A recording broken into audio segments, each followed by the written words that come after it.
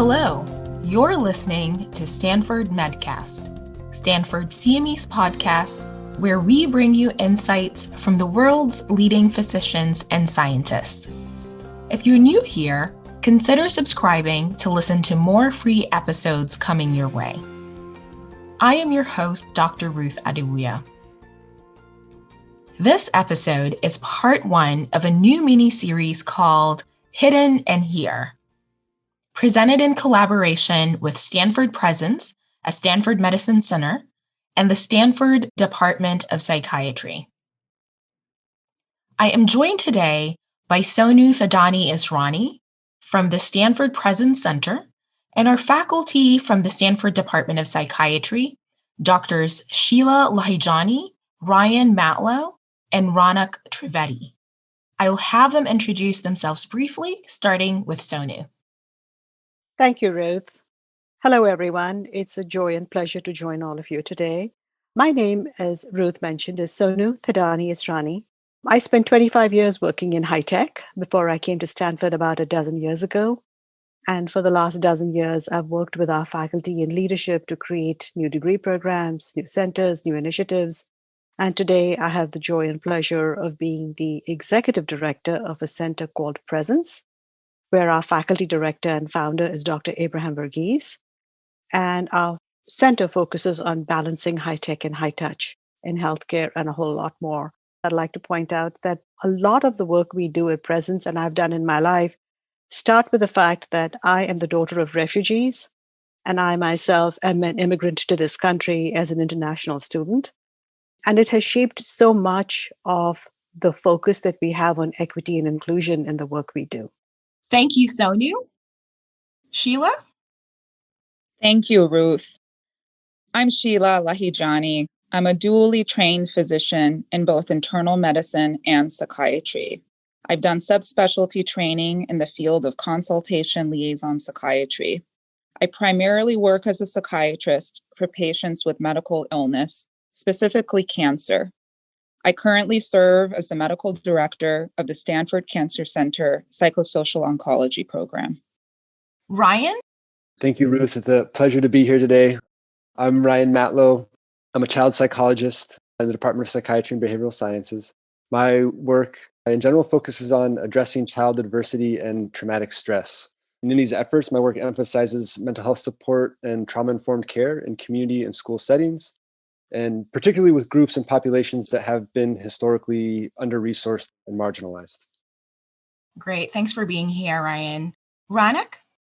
Thank you, Ruth. It is such a delight to be here. I'm Ronak Trivedi. I'm in the Department of Psychiatry and Behavioral Sciences, as well as with the Department of Veterans Affairs in Palo Alto. I'm trained as a clinical health psychologist and a health services researcher. I've been interested in understanding and improving the role of informal caregivers in all levels of chronic and serious illness care. On the personal side, I grew up in India and moved here over 2 decades ago to pursue my graduate work, and I have both personal and professional interests in the questions that we're going to be talking about, both later today as well as in a special podcast dedicated to this. Thank you all for chatting with me today, and I'm really excited to discuss this new series called Hidden and Here. I thought a great place for us to start would be to understand how this series came to life. So, Sonu, the idea for this series came through the work of a COVID working group convened by the Presence Center. Can you tell us a little bit more about how this series came to life? Sure, Ruth. So, as I mentioned earlier, Presence is a center at Stanford, and our focus has always been, since we began, on the humans in the world of healthcare. We prioritize and recognize that the patient is, of course, human, and the people surrounding them are human, like the caregivers you heard Ranak talking about. And on the clinician side, the physician and everybody who supports that physician team are also human. To focus and ensure that we don't forget the humans in the system, and thus the human experience in medicine, is really important. So as part of the cruelty of COVID as it rolled out in this past 9-10 months or so, our center brought together our colleagues from Psychiatry and Behavioral Sciences that we've worked with on different projects before. And we started a working group to look at who are the other humans that are hidden, but very, very, very much here as COVID has played out in our lives in these last 9, 10 months. The impact of COVID on patients, especially patients who lack privilege of one kind or another, is being documented and talked about. But then there is this other pieces of people in the K-12 school world, people in the caregiving world, people like the garage attendant, their stories, their lives, and how they have been impacted by COVID is equally important and very hidden today.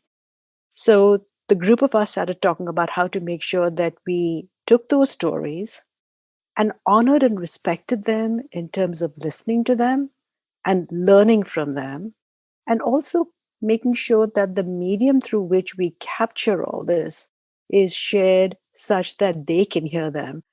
Sonu, I thank you and your group for convening and even being so thoughtful to think about this hidden heroes that have not been recognized or we may not be paying attention to. I'm curious though, out of all the different formats that one could use to relay this information, why and how did you decide on the podcast format? That's a great question. And we as a team spent a fair bit of time thinking and talking about this before we arrived at a podcast. And we arrived at it for the following reason. We are looking and wanting to capture the stories of people that we are calling hidden and here.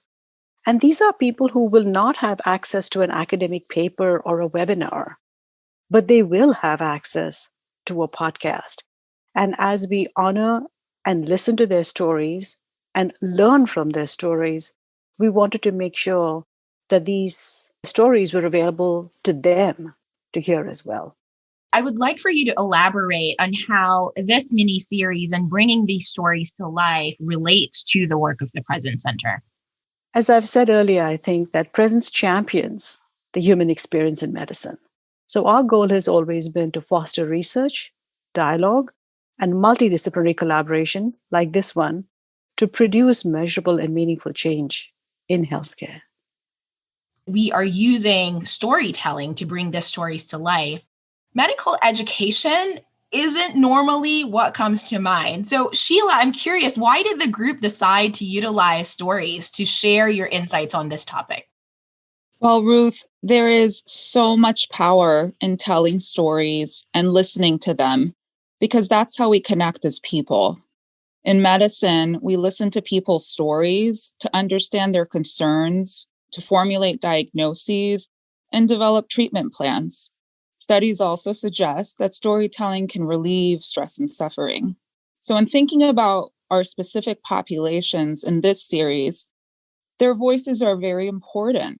We wanted to create a platform for them to be heard and perhaps feel a greater sense of belonging. I'd like to add a quote that comes to my mind as I heard Sheila speak, actually. Oliver Wendell Holmes Sr. once said, "It is the province of knowledge to speak, and it is the privilege of wisdom to listen." There's a very valuable function in listening and being. Just from the perspective of a trauma psychologist, we know that addressing adversity and trauma in a large part involves our narratives. Indeed, the best practices in trauma treatment involve narrative work. And we know that traumatic stress and risk for re-traumatization, both at the individual level and within our systems, corresponds with incomplete, fractured, disjointed, and oftentimes avoidant narratives about people's experiences. And in this case, many times stories are hidden, they're incomplete, and they're disjointed, as I said. And so really in this work, there's a need to accurately and sensitively attend to the stories and experiences of individuals and communities who are experiencing significant adversity, as is taking place with this current pandemic. We know that growth and healing really starts with being seen, heard, and understood. And so that is what we're aiming to promote, to achieve in this conversation and with the series. In each episode in this mini series, we will be focusing on a specific hidden and here population that is of particular interest to each of our faculty. So I'd like them to just tell us briefly Which of the hidden heroes will be highlighted in your stories? Let's start with Ryan and then go to Ronak, then Sheila. I'll start just a little bit of background as it relates to what my focus will be on the educational system. We all know that COVID has had a devastating impact on education systems, really forcing a reimagining or even a revolution of how schools operate. And there have been incredible challenges, in particular in developing and maintaining connections with students. And we know this is especially true in under-resourced communities that experience significant barriers to academic engagement, particularly in the context of the current pandemic. We hear a lot in our school-based work, we hear a lot about the challenges and pitfalls that students are facing. Yet we're also finding folks who are persevering, who are getting creative, and who are finding new ways to grow. And so really we want to highlight those stories and identify the heroes in this experience. So we'll hear from students, we'll hear from educators, and we'll hear from health professionals who are finding ways to navigate this world of COVID and distance learning within the educational system. Any personal insight or personal interest in the topic that you have selected? I think a lot of my interest comes in just the beauty of youth and just the true pleasure that I take in working with kids. I am clinging to my own youth. I think working with kids keeps us all young. And so I enjoy living and working and existing in settings where kids are also existing, where youth are existing. Ryan's being very modest and not sharing with us that he has spent much of his life focused on children on the border and the price they pay and the lack of privilege they have. And he has been both a scholar as well as an activist in highlighting, showcasing, researching, and advocating to address essentially our immoral functioning as a society in terms of those children at the border. Thanks, Sonu. I appreciate that. And maybe it makes sense for me to comment a little bit on what brings me to that work. I grew up in a community that was largely made up of immigrant farm workers, a largely kind of agricultural migrant community. And I went to a bilingual elementary school, and I had the privilege of coming from a family that was established, more middle class. But I saw my friends around me who were struggling with many of the adversities and stresses that are particularly impacting immigrant communities. And so that's part of what brings me here is bringing some of the resources and privileges that I've been able to access and really doing right by my childhood friends.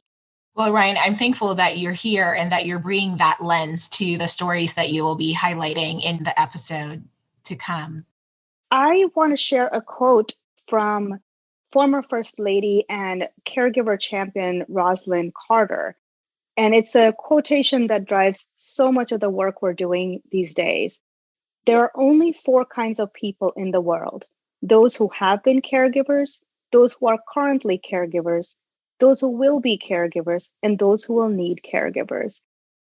Even before COVID hit the US in the way we've now become really familiar with, about 50 million Americans were providing unpaid care to children and adults who had chronic or serious health conditions. These were both mental health conditions as well as medical conditions. This number is most certainly gone up, not just because of the COVID-related caregiving, but we have seen studies showing that people who already had chronic conditions were less likely to seek timely care and therefore had worse outcomes or greater exacerbations. So we've seen that in heart disease, we've seen that some in kidney disease and other such places. So the role and the burden of caregiving has only gone up since the pandemic has hit. So we're focusing on caregivers in the episode we're doing to really sort of share the experiences as well as to hopefully let caregivers know that they're not isolated and they're not alone in this experience, which is a big reason why we want to do this series in the first place. And Ronak, any personal interest around this topic for you? It's not a coincidence that I am in this field. Both my parents have chronic conditions. My father was diagnosed with heart disease when he was in his 40s, and he's now in his mid 70s. And we've, as a family, have experienced the ups and downs of really severe heart conditions, bypass surgery, all kinds of different complications. My mom has been a stalwart caregiver, And she's had metastatic breast cancer for the past 15 years, it'll be almost 16 years. So both of them were diagnosed and both of them went through really complicated treatment in my first year of graduate school, actually, back-to-back semesters. And so at some level, we've all kind of chipped in the caregiving thing. They're both doing great, they're independent, and they don't need assistance from us in the same way as we see in a lot of cases. But the long distance caregiving is something that's always on my mind and see what I can do. There's a cultural aspect to it that I think is often overlooked. So I, as I mentioned, grew up in India, and the Indian culture is more collectivist, where the expectation is the families provide intergenerational care and other people in the community chip in, which is not how typically the caregiver policies and healthcare system is set up. And now I have a 6-year-old. So although it's not health-related caregiving in the same way, I certainly am feeling what Ryan has mentioned in terms of the education challenges and other complications that the COVID has brought, even on the normal caregiving that we see of parents taking care of children or guardians or grandparents taking on that role. Ronak, thank you so much for bringing to light this aspect. And it sounds like, just personally in a scholarly way, your insights around this topic will be very beneficial to us and to our community as well. And so we'll go to Sheila to talk about which population will be highlighted in her stories. I'm really honored and privileged to be here among this group of friends and colleagues. I'm particularly interested in and focusing in on the group that are identified to be essential workers, and yet are those workers who are not clinical per se. As both an inpatient and outpatient doctor, I work side by side with many people every day, including these workers. And I've seen over the course of my career not only how important their work is, but also how they interact with us and support us as clinicians, take care of our patients and their families. I know this to be true as a doctor, and I also know this to be true as a family member. My mother underwent 18 months of cancer care for leukemia. And more recently, my father had a massive heart attack this past year during COVID. The people who are non-clinical and essential, all of those people who would park our cars, check my parents into either the clinic or the hospital, those who would come in and serve their meals or clean their rooms, these individuals enriched my parents' experiences, particularly thinking about my mom, who had multiple hospitalizations over the course of her leukemia illness. These were really vulnerable times, if not the most vulnerable times in our lives, and my parents for sure. And these individuals were there for them. They were there for them then, and they're there for our patients every single day, especially now when others can't be there during the COVID-19 pandemic. And I see this when I'm working in the hospital, but I also hear this every day from my patients when I see them at their clinic appointments. Thank you for sharing all of that. And I'm looking forward to these episodes, and the community listening should be looking forward to the episodes where we highlight the stories. But one thing that I'd like to call out just in this conversation is that each of you have actually brought forth your own hidden and here stories, where we're learning from you and hearing parts and sides of you and your history and your background that you show up with every day, or the work that you do that no one might be aware of. So I would say this group, first alone, is the first set of maybe hidden and here heroes, but we look forward to the stories that you will be highlighting in the other episodes. I was going to add that in psychology, we often say research is me-search. And a lot of us wind up studying the things that affect us the most. And I think this gathering highlights that really well. As I'm listening to my colleagues over here speaking, I'm actually reminded of a comment or a piece that came out of Eric Topol's book, where he was writing about artificial intelligence. But I think it applies here, because what he wrote was that if you've ever experienced deep pain, you know how lonely and isolating it can really be. And you feel anguish and a sense of despair. And that one can be comforted by a loved one, a friend, or relative, and that helps. but it's hard to beat the boost from a doctor or clinician that you trust, who can bolster your confidence that it will pass, that they will be with you no matter what, that you will be okay. And he ended by saying that that's the human caring we desperately seek, and ended with saying that he hoped artificial intelligence can help restore that. I would argue or paraphrase that to say maybe COVID, in all its cruelty, can get us to see the importance of caring and comfort and listening. I am pausing, Sonu, because I need to take that in. I think such timely words to reflect on. Thank you for sharing that. It's a big statement, big comment to digest and take in. I think it does warrant a moment.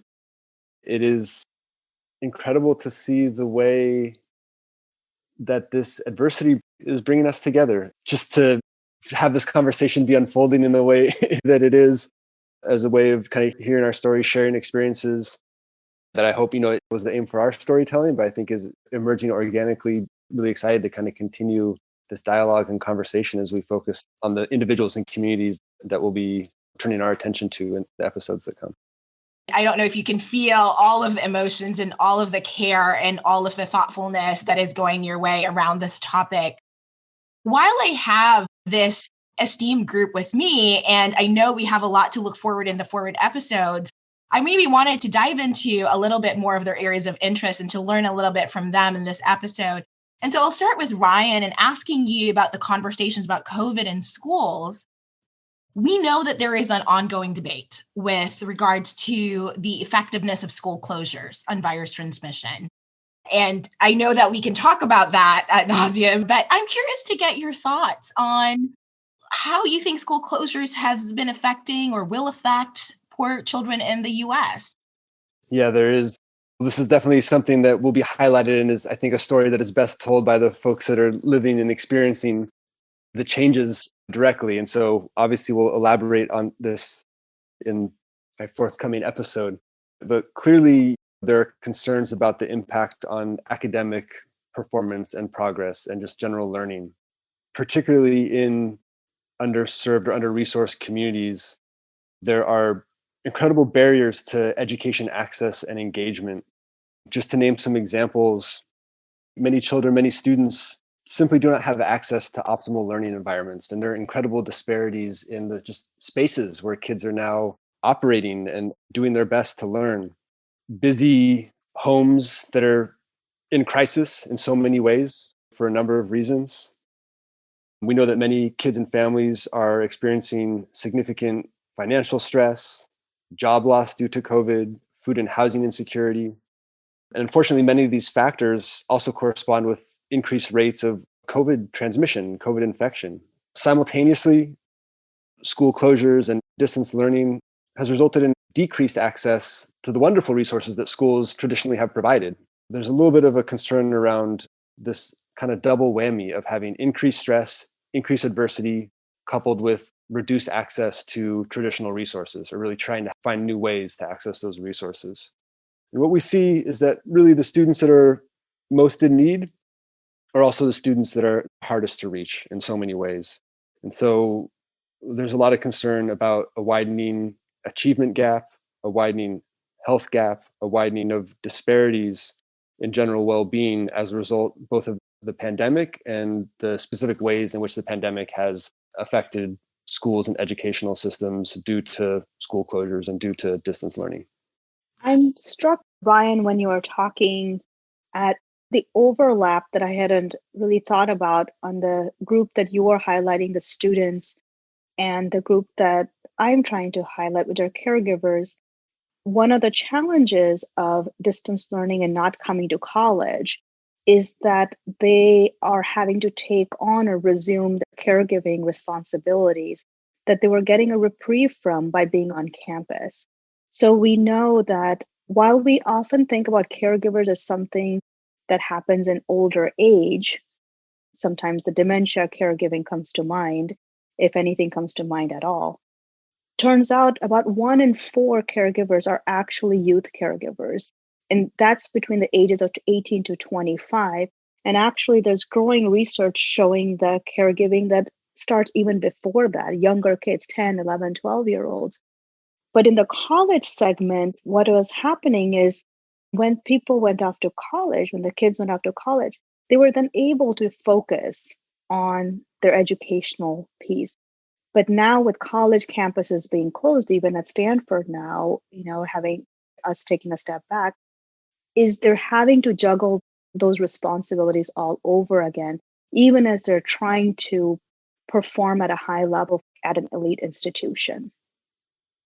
Ranik, that's a great segue into my question for you, which was, what do we know right now about the impact of COVID-19 on the mental health of our caregivers, and whether they're youth caregivers or otherwise? One of the most distressing statistics I saw for caregiver well-being is there was a survey that they did, and they just happened to ask, are you a caregiver? And so they were able to kind of glean some data specific to people who said yes to that question. And what people reported is that in the prior 30 days from the time they responded to the survey, that they had experienced an uptick and a mental health crisis, including an uptick in suicidal ideation and a serious consideration of death by suicide, which is really distressing to think about. But it's not all bad either. And I think it's important for us to reflect on that, because the bad stuff is happening. And Sonu said it beautifully about the cruelty of COVID. But there have been some silver linings. And one of them is that for people who are providing care, they find it's sometimes easier to provide care because they don't have to commute to work. They don't have to rush out the door. And they're able to sort of stay in the moment or provide care as needed through the day, rather than plan to provide all the care in the morning, go to their day work, come back and kind of pick up. I've heard from parents who've had children during COVID or just have young children, how much they're enjoying the extra time they are getting with their children. So there are ways in which people have found silver lining. But I think overall, there has been an overlay of stress and strain because of COVID on this group. My question then goes to Sheila. And my question to you has to do with the fact that we know that scientific data indicates that Black Americans and Latinx communities have been impacted by COVID-19 at a higher rate. And in fact, I spoke at a prior episode with Dr. Mahoney specifically about the social determinants of health as it relates to COVID. But then in preparing for this, overlaying this with the data that shows that people of color make 80% of our essential workers as well on medical campuses, and this group that you are highlighting. I'm curious just to get your thoughts and insights about those two data sets in relation to the work that you're doing or the stories that you will be highlighting. I really appreciate you bringing those points up, Ruth. And I just want to preface it by saying a couple of things as well. So I'm a first-generation immigrant, and having grown up in this country, I think I've been really astutely aware of what separates me from other people. Being married also to a first-generation immigrant from another ethnic background, having been a caregiver, continuing to be a caregiver, I think about this all the time. And the point that you just made in terms of what's been going on with this pandemic and those studies, essentially, it's set health disparities ablaze. We know that the majority of non-clinical essential workers are disproportionately people of color and also identify as women. These individuals risk exposure to COVID-19 every single day in their roles as essential workers while also caring for their own families and communities. They're more vulnerable to economic downturns than those of us who provide direct patient care. And yet these individuals may not be able to access the health care that we clinicians and other clinical workers can access. And there are studies that suggest that these essential workers also have a greater risk for emotional distress and even mental health disorders. So I can't emphasize the importance of these points. And, when I think about the word pandemic, I think about the fact that its Greek roots mean all people. So I think we all carry this responsibility to our peers, our family members, the patients we care for, the folks whom we're studying and researching. I mean, we are all part of the human race. And so I think these are important considerations for us to have. And this is why I think it's so important for me also to focus on this group as part of the series. Ranak, so we will be hearing from you in the next episode. Care to share any teasers at this point? Yes, I'm very excited. We are going to be talking with one of our own, a physician who's at Stanford, I won't share whose experiences both uniquely shed light on the caregiving experience, as well as will be something I think we can all relate to as well. So stay tuned for that. And also, we're going to use that interview to also spotlight the challenges and the uplifts that caregivers are experiencing during this time. And in talking with my other colleagues who are on this episode, we will be able to share some strategies and resources that listeners can use in their work and their lives. Great. Looking forward to it, Ranak. Thank you for sharing that. Thanks for tuning in. This podcast was brought to you by Stanford CME. To claim CME for listening to this episode, click on the Claim CME button below or visit medcast.stanford.edu. Check back for new episodes by subscribing to Stanford Medcast wherever you listen to podcasts.